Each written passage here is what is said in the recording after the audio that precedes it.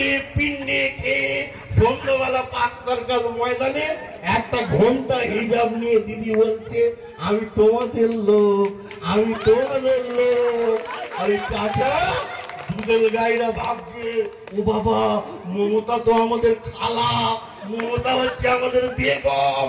মাঠ থেকে বোম ওই মুসলমান আব্দুল চাচা, মোট থেকে ওই মুসলমান করিম চাচা, রক্তাক্ত হচ্ছে ওই মুসলমান। আসলে মমতা ব্যানার্জি শুধু ঘোমটা টেনেছে, নামাজ পড়ার অভিনয় করেছে, রোজা না রেখে হান্ডে পিন্ডে খেয়ে 5 তারকার ময়দানে গিয়ে বলছে আল্লাহ মেঘ দে পানি দে, আল্লাহ মেঘ দে পানি দে, সন্দেশখালিতে একটা আয়লা এনে দে, দিলীপ মল্লিকদের একটু লুটে পেটে খাওয়ার সুযোগ করে দে। এসআইআর বলে দিদিমণি ভয় পাচ্ছে কেন? আমি তো রাষ্ট্রবাদী মুসলমান, আমি ভারতীয় মুসলমান, আমি এই দেশে জন্মেছি, এই দেশের জন্য আমি রক্ত দিয়েছি। আমার প্রথম পরিচয় আমার দেশ, তারপরে আমার পরিচয় আমি কাশেম আলী, চতুর্থ আমার পরিচয় আমি ভারতীয় মুসলমান, আমার ধর্ম ইসলাম। আমাদের ভারতীয় মুসলমানদের নিয়ে কোনো সমস্যা নেই, আমাদের জালাল ভাইদের নিয়ে কোনো সমস্যা নেই, আমাদের ইউনুস চাচাকে নিয়ে কোনো সমস্যা নেই, আমাদের আলিম নিয়ে কোনো সমস্যা নেই। আমাদের রুটি রুজি বাংলাদেশ থেকে রোহিঙ্গারা এসে খাবে, এটা হতে দিতে পারে না, এটা হতে দেব না। জীবনের শেষ রক্তবিন্দু দিয়ে রোহিঙ্গা উৎখাত করব। আর যে সমস্ত শাহজাহান ভাইরা রোহিঙ্গা কলোনি করে ভোট করে রেখেছে, রোহিঙ্গা অনুপ্রবেশকারী বাংলাদেশকে যারা আশ্রয় দিয়েছে এই তৃণমূল কংগ্রেসের নেতারা নেত্রীরা, শুনে রাখুন, এসআইআর হবার পরে ভোটার লিস্টে একটা বাংলাদেশি রোহিঙ্গার নাম থাকবে না। শুনুন, এলাকায় আপনারা সংঘবদ্ধ হন।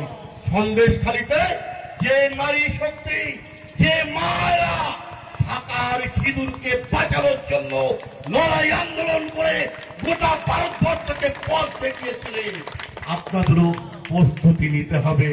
আপনাদের ছেলেদের রুটি রুজি কেড়ে নিচ্ছে ওই রোহিঙ্গারা, ওই বাংলাদেশি অনুপ্রবেশকারীরা। আপনাদের ছেলেরা পরিযায়ী শ্রমিকের কাজ করতে বাইরের রাজ্যে যাচ্ছে, আসাম যাচ্ছে, তামিলনাড়ু যাচ্ছে, উত্তরপ্রদেশে যাচ্ছে। আপনার ঘরের ছেলে মেয়েদের হাতে কাজ নেই, মুখে অন্ন নেই, তারা খাবে? শাহজাহানের ভাই রোহিঙ্গারা এই জিনিস হতে পারে না। এসআইআর হবে, নতুন নাম নথিভুক্ত হবে, ভারতীয় মুসলমানরা থাকবে, ভারতীয় হিন্দুরা থাকবে, ভারতীয় যারা আশ্রয় নিয়েছে উদ্বাস্তু হিন্দুরা অন্য দেশ থেকে নিপীড়িত হয়ে আমার দেশে আশ্রয় নিয়েছে, তারা সিএ অ্যাক্টে নাগরিকত্ব পাবে। এক একটা রোহিঙ্গা ধরবো আর বাংলাদেশের ওই খোঁজা ডাঙ্গায় বর্ডারে নিয়ে যাব, আর জেসিবি ভাড়া করব, ওই জেসিবিতে করে তুলবো, আর দিলীপ মল্লিকদের আর এই রোহিঙ্গাদের শাহজাহানের ছোট ভাইদের তুলবো, আর বাংলাদেশের ওপারে সপাট সপাট করে ফেলবো। দেখি কত ক্ষমতা আছে, দেখবো। দেশের স্বার্থে আমরা সবাই ঐক্যবদ্ধ।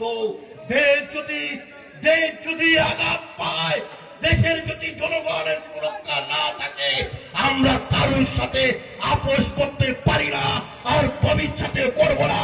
আমাদের কাছে দেশ আছে, আমাদের আসল চোর এই মমতা বন্দ্যোপাধ্যায়। আর এলাকায় এই বেড়মজুর কাঠপোলের আশেপাশে পিছকে চোর থাকবে না, তা কখনো হয় নাকি? তা কখনো হয় নাকি? এরা গরু খাচ্ছে, কয়লা খাচ্ছে, বালি খাচ্ছে, সব কিছু খেয়ে ফেলেছে। আবার কদিন আগে শুনলাম বলে শ্মশানে বলে মরদেহ চুরি করে কঙ্কাল বেঁচে খাচ্ছে। এদের অবস্থা খুব খারাপ, খুব খারাপ। আর সব অন্য অন্য জায়গায় পালিয়ে যাবে বলে ভাবছে। পালিয়ে যাওয়ার আগে তৃণমূলের যারা চুরি করেছে, দুর্নীতি করেছে, আপনাদের প্রতি অত্যাচার অবিচার করেছে, তাদের ধরে রাখবেন, গাছে বেঁধে রাখবেন।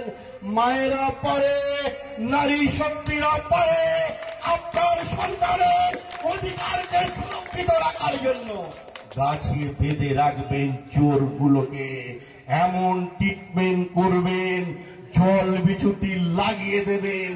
আর যারা রোহিঙ্গাদের সমর্থন করবে এসআইআর হবার পরে আমাকে খবর দেবেন, আসবো বুলডোজারে করে ওই খোঁজা ডাঙ্গার বর্ডারে নিয়ে গিয়ে ছেড়ে আসবো ওপারে।